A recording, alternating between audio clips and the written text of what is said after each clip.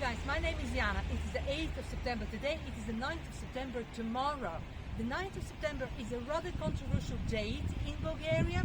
The reason being, the 9th of September 1944 is the date when a coup d'etat was actually, happened in Bulgaria. The Soviet army set foot in Bulgaria around this date, 9th of September 1944. And Bulgaria became, the Kingdom of Bulgaria became actually a communist state.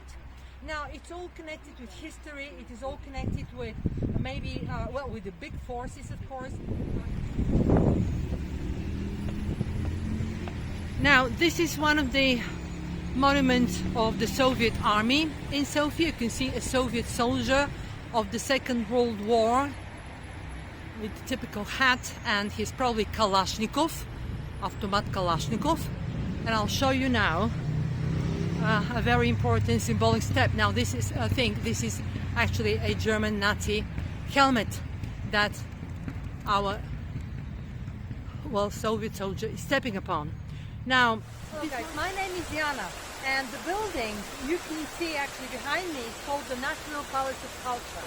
This is the National Palace of Culture in Sofia, NDK. It's a very controversial building. It was built in communist times. It was being built in the 80s. And it was named after the daughter of the then communist dictator, Todor Zhivkov. It was named after Lyudmila Zhivkova, was her name. This building was built to actually house cultural events, but mostly to actually house the congresses, the meetings of the then Communist Party of Bulgaria. Now, whoever grew up in an older democracy, maybe for these kind of people would be difficult to... Well, this is NDK. This is NDK, one of the emblems of Sofia. Actually, the acronym NDK comes from National Palace of Culture, Национален дворец на културата. This building was built in communist times, and it was built to house cultural events. It was named after the daughter of the then Bulgarian dictator, Todor Zhivkov. His daughter was called Lyudmila Zhivkova, and she was very much into culture. She was actually involved in... My name is Jana, and what you can see behind me is the monument of the Soviet army in Bulgaria. It is right in the middle of the city of Sofia. To understand the present-day mentality of the Bulgarian people, one needs to take into consideration the fact that Bulgaria was in the Soviet bloc for 45 years, from 1944 until 1989.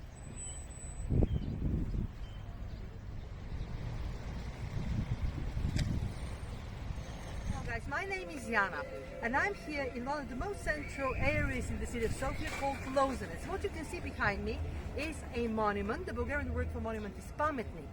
Now, this is the monument of Georgi Markov, a dissident writer in Bulgaria, a very special guy, a journalist. Until 1968, he lived in Bulgaria, and he was very, very near, actually, he belonged to the entourage of the former Bulgarian dictator, communist dictator Todor Zhivkov. Now, Todor Zhivkov ruled the country from 1956 until 1989, and this guy was very near his family, the Zhivkov family. But then in 1968, he left the country. Georgi Markov, I mean.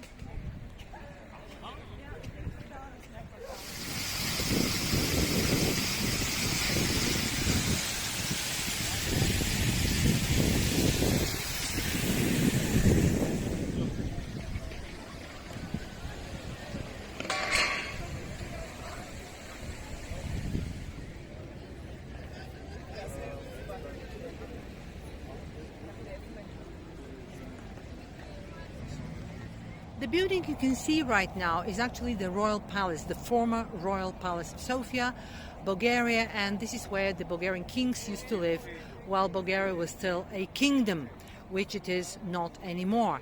But it is not the reason why I'm filming this video. The reason I'm filming this video is because I want to show you this. This little park. This is exactly where the mausoleum of Georgi Dimitrov used to be.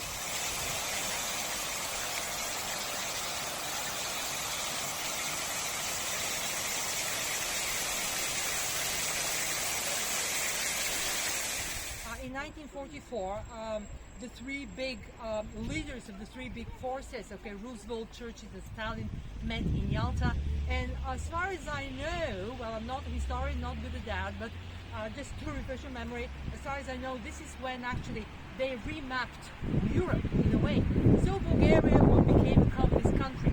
To understand, this is a monument, this is in the Lozanets area, very central area in Sofia, and this is a monument to the Soviet Army. I'm going to show you the monument in a minute. Sofia still has a lot of monuments like that. This monument is in Lozanets area in Sofia. Okay, there are a few more, I believe, in Sofia. And this here says Slava, glory, na Sovetskite vojni, to the Soviet warriors, liberators. Slava na Sovetskite vojni osvoboditelji. Now, I hope you guys don't get me wrong. I'm not propagating the idea of communism, not at all. But actually, all this is part of our history. And I decided to grasp the idea to have only one political party, only one. Well, I grew up in communist Bulgaria, and even when I was very, very, very young, I had to vote. And the reason I had to vote for the Communist Party, the reason I'm saying I had to is because everybody had to vote. And they actually won the elections all the time. In other words, they were elections, but actually there was only one political party. It's a very, very difficult idea to grasp if you grow up in an older democracy. Now, I have said that in many other videos before, that to understand the mentality of present-day Bulgaria, you have to take into consideration that we were in the communist bloc for 45 years.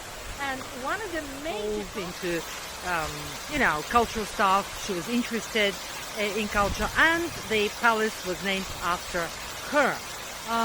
It is still in operation, thank God, and it houses opera performances or theater performances. By the way, last year, well, the year before the pandemic, I saw a beautiful, beautiful Bolshoi performance here, Swan Lake on ice, absolutely fantastic. I'll show you actually the park, not around. This is right in the middle of the center. The National Palace of Culture was being built when I was in my... We started the Second World War on the wrong side, I'm ashamed to say, on the side of Nazi Germany, and we finished the war on the wrong side in the Soviet bloc. So Bulgaria is scattered with monuments like that of the Soviet soldier being welcomed by the Bulgarian people, and my respect to all people who have given their lives in battle. Okay.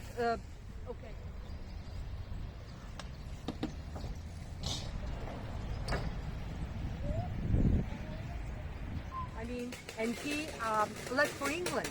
He went to England and he stayed.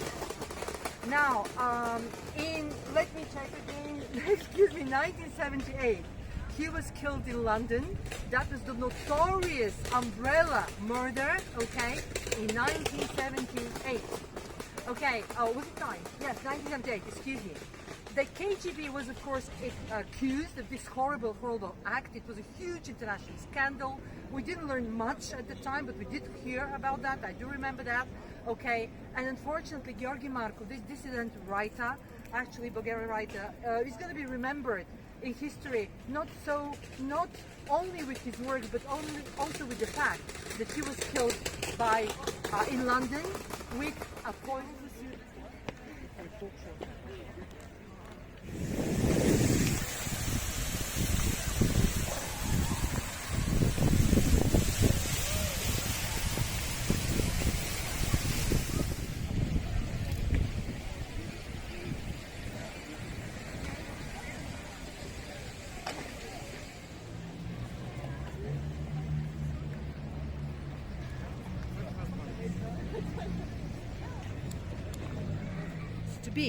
Okay, Georgi Dimitrov was the first communist leader in Bulgaria.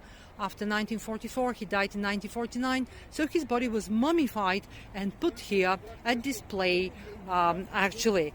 What I wanted to tell you, the reason I'm showing you this is because this mausoleum was blown up after the Berlin Wall fell and Bulgaria became a democratic republic. We Bulgarians like actually to forget the bad things. We like to start afresh. Very typical. One of the consequences.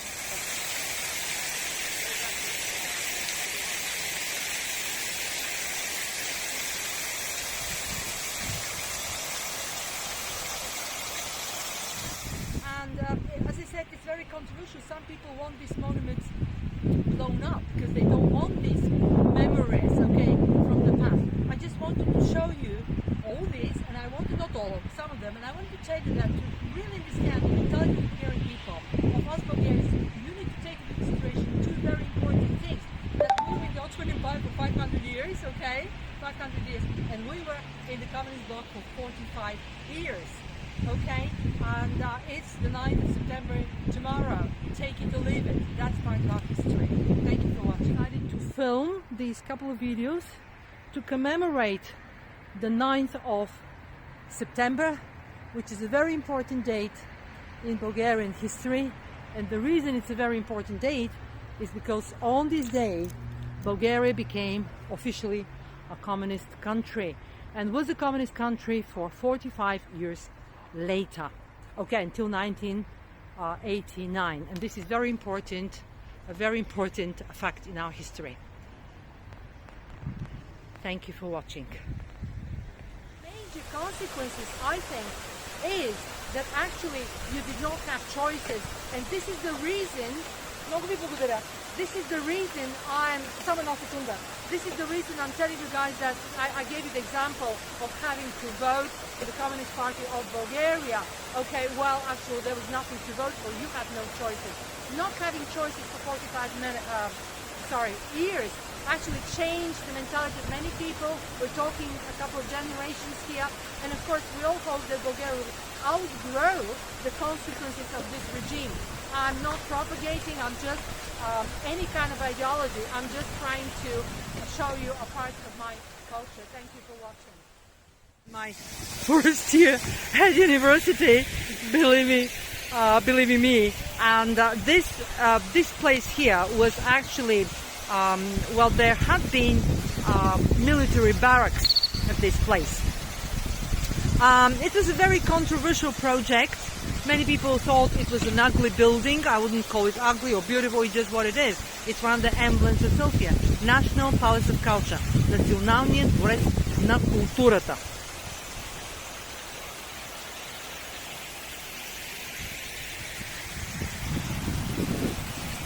Okay, we didn't necessarily want to be in the Soviet bloc after all. Okay, I hope to have given you a little detail. It's a very important detail in Bulgarian history, and it helps understand the mentality of today's Bulgarians. Wishing you a lovely day from Sofia.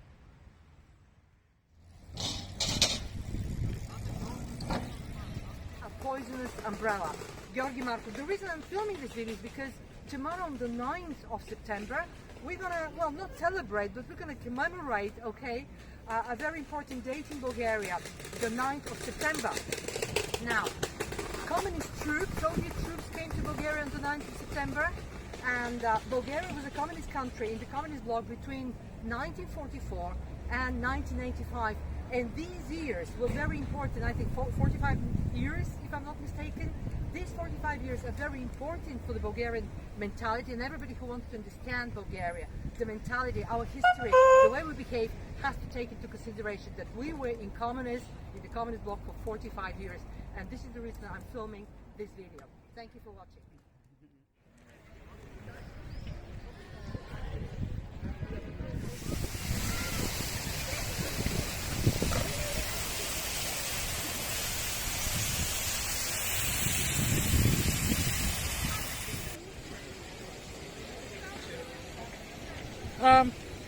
Извинявайте, не може да се в кадър, да ви изрежа ли?